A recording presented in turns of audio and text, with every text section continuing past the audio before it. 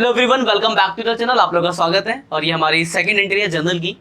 First lecture में हमने basic entries देखा था जहां पे एक अकाउंट आपका डेबिट होता था और दूसरा आपका क्रेडिट होता था। आज बात करेंगे हम कंपाउंड एंट्री की।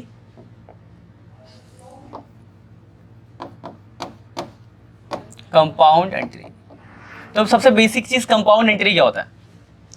तो कंपाउंड एंट्री का मतलब होता है जहां पर एक से ज्यादा अकाउंट डेबिट या क्रेडिट होते हैं। अभी तक आपने जितने भी क्वेश्चन देखे थे वहां पे क्या था, एक अकाउंट आपका डेबिट हो रहा था, दूसरा आपका क्रेडिट हो रहा था। अब अगर कोई ऐसी एंट्री है जहां पर मोर देन वन, मतलब दो अकाउंट आपके डेबिट हो रहे हैं या फिर दो अकाउंट क्रेडिट हो रहे हैं, तो वैसी एंट्रीज को बोलते हैं हम कंपाउंड एंट्री। ठीक है, तो आज हम कुछ कंपाउंड एंट्री देखेंगे डिस्काउंट वाली। तो जैसे एग्जांपल 4, पहले एंट्री समझने से पहले थोड़ा इस बेसिक्स को जानो। एक बात होता है डिस्काउंट अलाउ, एक होता है डिस्काउंट रिसीव।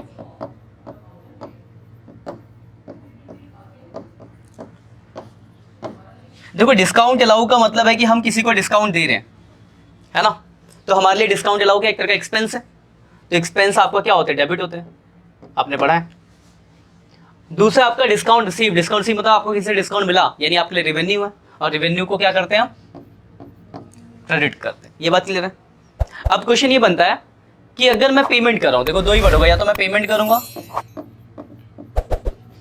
मतलब किसी को पैसा पेड कर रहा हूं, या तो दूसरी कहानी होगी कि मुझे पेमेंट रिसीव हो रही होगी।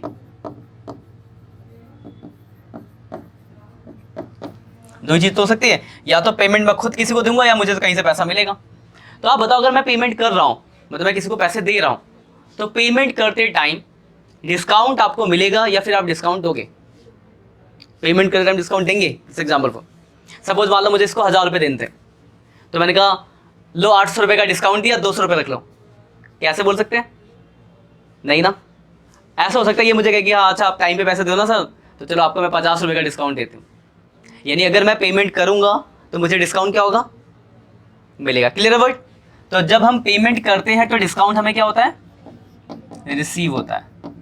क्योंकि डिस्काउंट देने का राइट उस बंदे को होता है जिसको पैसे लेने होते हैं। हम तो पेमेंट कर रहे हैं, तो देने हैं पैसे, हम कैसे डिस्काउंट दे सकते हैं? तो डिस्काउंट मिलेगा, वो भी हम बोल सकते हैं चलो पेमेंट करो थोड़ा डिस्काउंट दे दो। तो अगर उसने दिया तो इसका उल्टा, अगर मुझे अभी आगे हम पेमेंट रिसीव वाली बात पे, तो अगर अब हमें पेमेंट मिल रहा है तो फिर हम डिस्काउंट क्या करेंगे, अलाउ मतलब देंगे। तो यहां पर डिस्काउंट क्या होता है, अलाउ होता है। ये बात क्लियर है कि अगर आप पेमेंट कर रहे हो तो डिस्काउंट रिसीव हो रहा है, पेमेंट अगर आपको रिसीव हो रही है तो डिस्काउंट अलाउ होगा। यहां तक कोई डाउट है? बस इस बात को दिमाग में रखना, इसी से जनरल बनेगा आपका।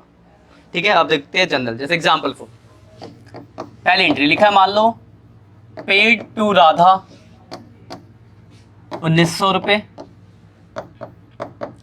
और डिस्काउंट है 100 रुपये। देखो साफ साफ लिखा है पेड टू राधा, यानी आपने राधा को पेमेंट करी है।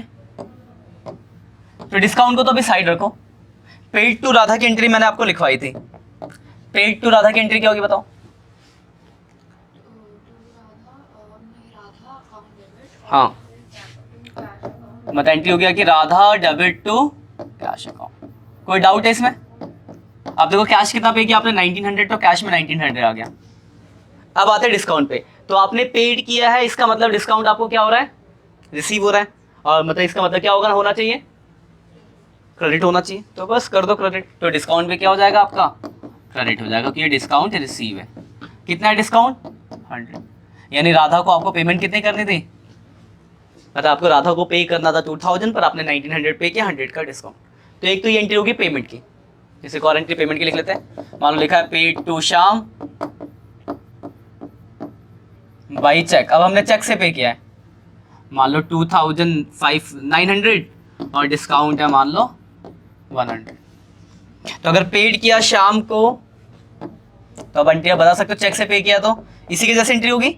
शाम को पे किया तो एंट्री हो जाएगी शाम डेबिट, नाम के साथ अकाउंट जैसे मैंने डेबिट लिखा, टू चेक से पे किया तो बैंक, और साथ में टू डिस्काउंट। कोई दिक्कत? 2900 पे किया, 100 का डिस्काउंट, कुल मिला के 3000 आ गया। कोई डाउट है? तो ये देखो पेड वाली एंट्री हो गई। क्लियर वर्ड यहाँ तक? अब आते इसका उल्टा और क्या हो सकता है, रिसीव हो सकता है। तो अब रिसीव की एंट्री भी देख लेते हैं। जैसे मान लो लिखा है रिसीव फ्रॉम राहुल, मान लो 3700 और डिस्काउंट है आपका 300। राहुल से आपको पैसे मिले, ध्यान से देखना। तो ये कंपाउंड एंट्रीज में बच्चे बहुत गलतियां करते हैं, तो इसको थोड़ा सा समझ लेना क्लियर करके। कोई डाउट हो तो आप ऑनलाइन वाले बच्चे आप मुझे कमेंट करके पूछ सकते हो, कहीं भी कोई दिक्कत की हाँ सर यहाँ पे ऐसा डेबिट या क्रेडिट, कोई भी डाउट, क्योंकि क्लियर कॉन्सेप्ट आपको एकदम बेसिक्स अच्छे होने चाहिए। जितना क्लियर आपका कॉन्सेप्ट होगा उतना मजा आएगा आपको पढ़ने में। यहाँ देखो क्या, रिसीव फ्रॉम राहुल, रिसीव की एंट्री आप जानते हो, रिसीव फ्रॉम राहुल की एंट्री क्या होगी? कैश अकाउंट डेबिट टू, हाँ cash account debit to Rahul, ये एंट्री होती है आपकी। कैश कितना रिसीव हुआ? 3700। अब देखो पीछे आते जरा, कैश आपको रिसीव हुआ मतलब पेमेंट रिसीव हुई, तो डिस्काउंट क्या होगा? अलाउ, मतलब आपको डिस्काउंट क्या करना है? अब डेबिट करना है, यानी मैं यहाँ डिस्काउंट क्या कर दूंगा? डेबिट कर दूंगा। तो डेबिट वाला डेबिट में लिखेंगे, डेबिट में 2 लगता ऊपर आएगा कितना? 300। टोटल कितना हो गया? ठीक है, वही अगर पेड चेक से होता तो बैंक आ जाता। तो सिर्फ 2 ही एंट्री है, एक आपकी पेमेंट करने की और एक आपको पैसा मिलने की। तो जब पेड करोगे तो पेड की एंट्री आप जानते हो, अगर आप शाम को पे करो एंट्री होती है शाम टू कैश, तो डिस्काउंट भी आ जाएगा उसके साथ क्रेडिट। तो जिस साइड अगर शॉर्टकट से याद रखें तो जिस साइड कैश उस साइड डिस्काउंट। देखो शॉर्टकट तरीका, कैश क्रेडिट डिस्काउंट भी क्रेडिट है, कैश क्रेडिट डिस्काउंट भी क्रेडिट है। यहाँ बैंक है कैश की जगह, डेबिट है तो डेबिट है।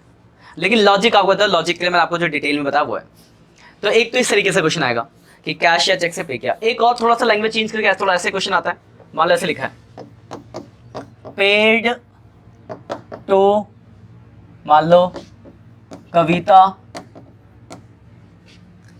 9700 full settlement of her account मान लो 10,000। तो यहाँ देखो एक वर्ड दिख रहा होगा आपको, फुल सेटलमेंट। क्या मतलब होता है फुल सेटलमेंट का? ये बताया था आपको, अकाउंटिंग मिशन में भी आया था। मतलब फुल सेटलमेंट था, देने की जरूरत नहीं है, पूरा हिसाब किताब खत्म। तो देखो आपको कविता को पेमेंट जो करनी थी कितनी करनी थी? 10,000, पर आपने पे कितना किया? सिर्फ 9,700। इसका मतलब क्या है कि आपको 300 रुपए का डिस्काउंट मिला है।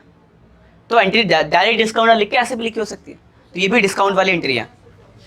हाँ, तो ये डिस्काउंट वाली एंट्री है, डिस्काउंट के नाम से यहाँ पे दिखाओगे आपको। देखो अकाउंटिंग मिशन में क्या करते हैं, हम इसको प्रॉफिट दिखाते थे, तो डिस्काउंट रिसीव भी तो एक प्रॉफिट है, पर वहाँ पे उसको क्या करते थे? सीधे कैपिटल प्लस कर देते थे। क्यों? क्योंकि वहाँ पे आप सिर्फ एसेट्स लायबिलिटी तो कैपिटल ही लिखते थे, बट यहाँ पर तो उसको इस फॉर्म में लिखोगे आप।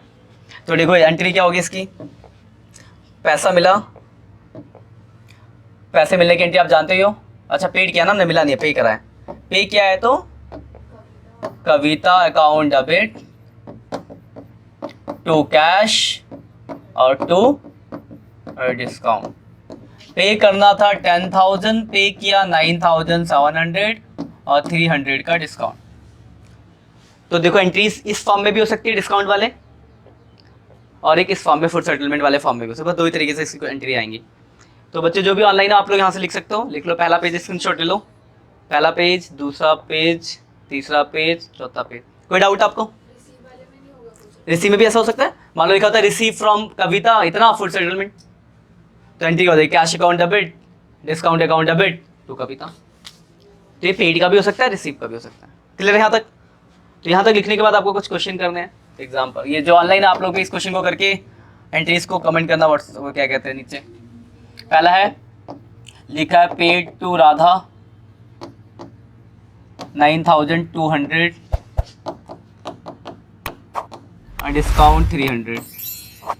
दूसरा है receive a cheque from Mona 1,700 discount 300। तीसरा है receive cheque from Kavita 2,700 full settlement of her account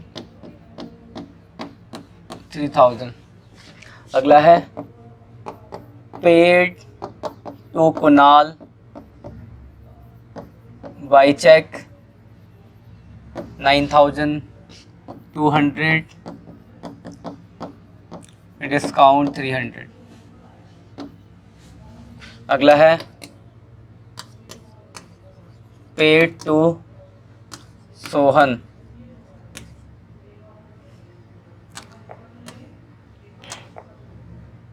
$7,500 full settlement of his account 8,000.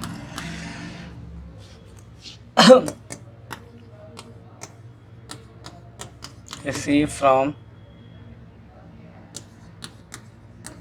Sumit 2,700 discount 300. बहुत इतने हैं ना, ये करने के बाद इसको करना है आपको, लिखो. ये सारे क्वेश्चन आपको करने हैं. क्वेश्चन मैं आपको दिखाऊंगा, स्क्रीनशॉट ले लेना इन क्वेश्चनों के. ठीक है, ये कुछ 5 क्वेश्चन है जो आपको करने हैं. इनको करो और करके कमेंट करो. जो भी डाउट्स है पूछना. ये आपका सेकंड लेक्चर है जिसमें हमने पढ़ा आज कंपाउंड एंट्री के बारे में. ठीक है, मिलते हैं नेक्स्ट लेक्चर में. तब तक के लिए बाय बाय.